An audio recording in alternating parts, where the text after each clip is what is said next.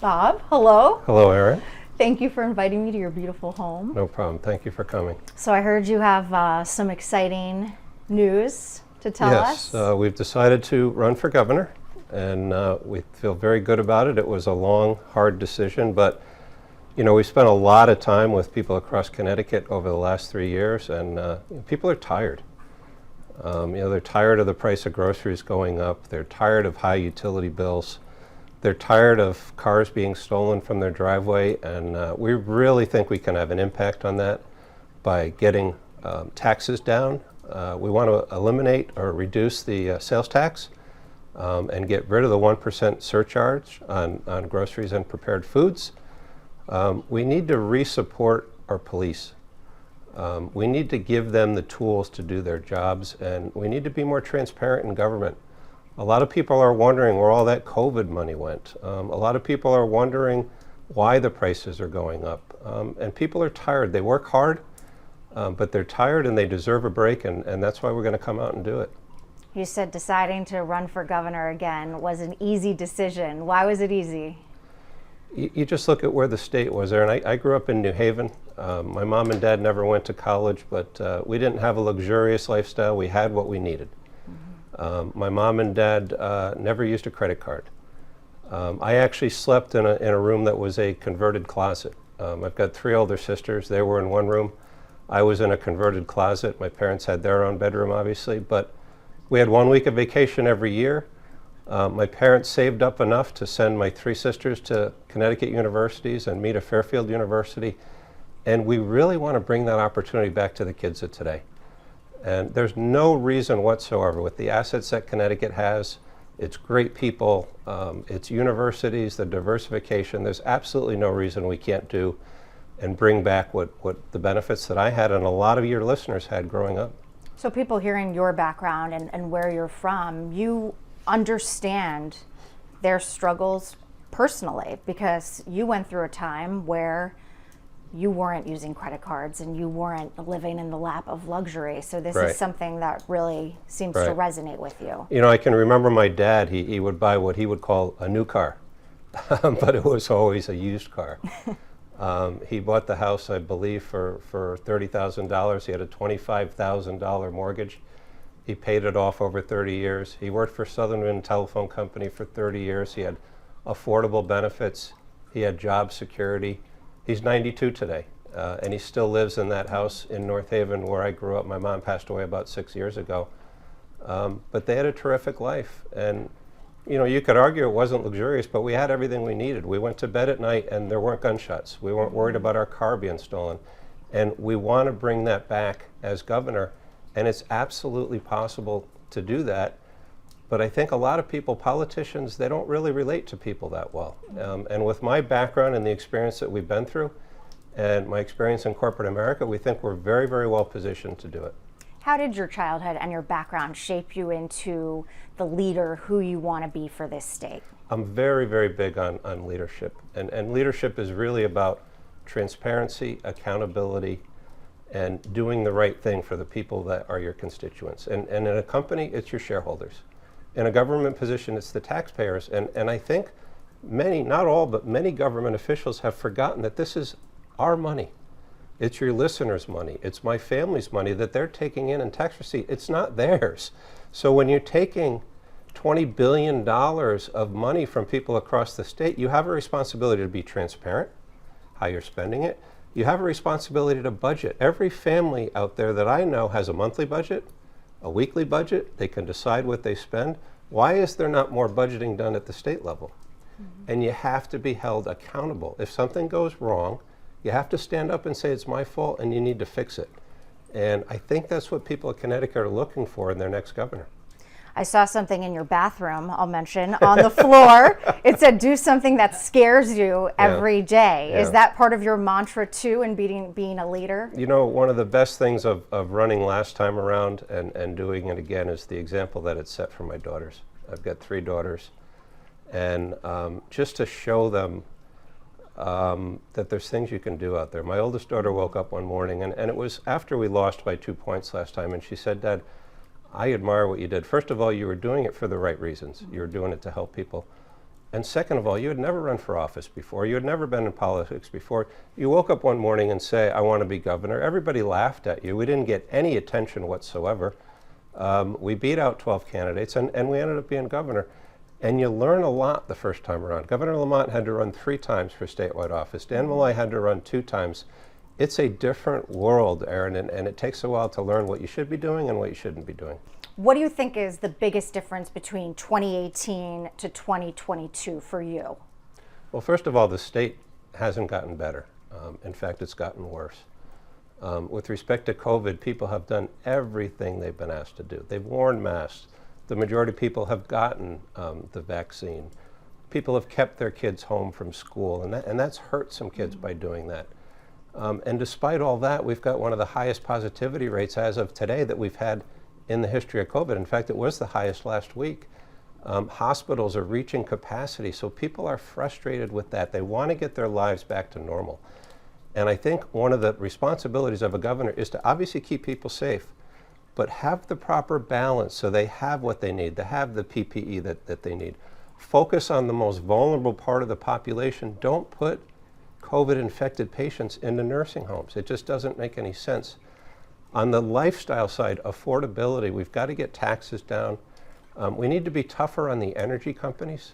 When you're getting a utility bill that is now higher than your rent payment or higher than your car payment, and we just heard from the energy companies that it's going to go up by another 21% in January, it's just not sustainable. And there's no reason utility companies should be getting they get a guaranteed rate of return regardless of their performance. They should be paid for performance. They should be held accountable, and we have to drive energy prices low. Hartford and New Haven had their most violent year last year in decades. You had over 30 homicides in Hartford. We've got to start to resource police forces again.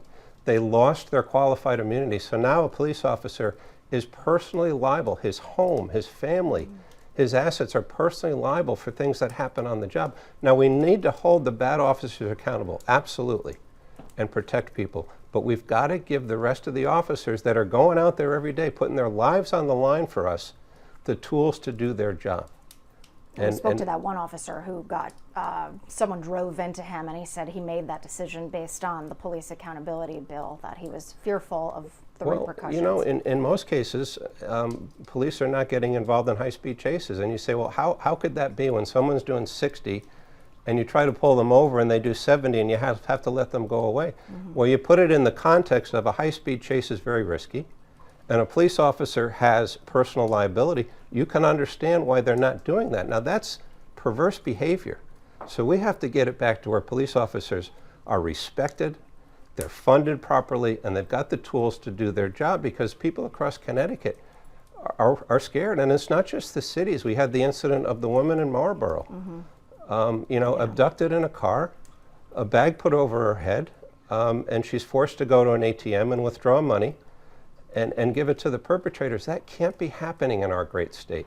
So we fair should to have say the protection. you would be looking to get rid of the police accountability bill or reverse? We probably wouldn't reverse the whole thing, but there are elements of that with respect to qualified immunity.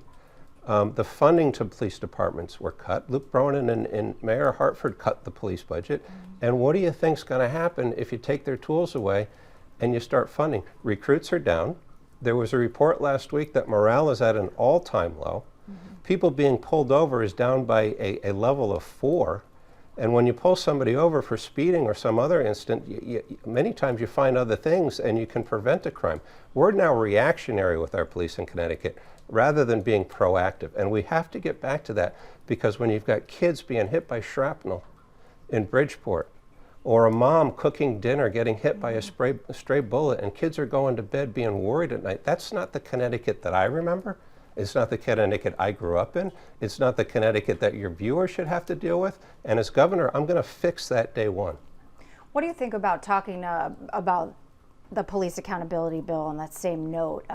Juvenile crime, a big issue all across Connecticut right now. It is what I know parents in my community and communities really all across the state are very worried about. They can't even leave their garage door open for a second without fear that not someone's going to take the car, they may even try to get into the house. Right. What do we do to fix the juvenile crime problem? Is a big problem right now here in our state. I agree with you. And when you have kids stealing cars 13, 14, 15 times without any consequence whatever, you know what they're going to do? They're going to go steal the next car.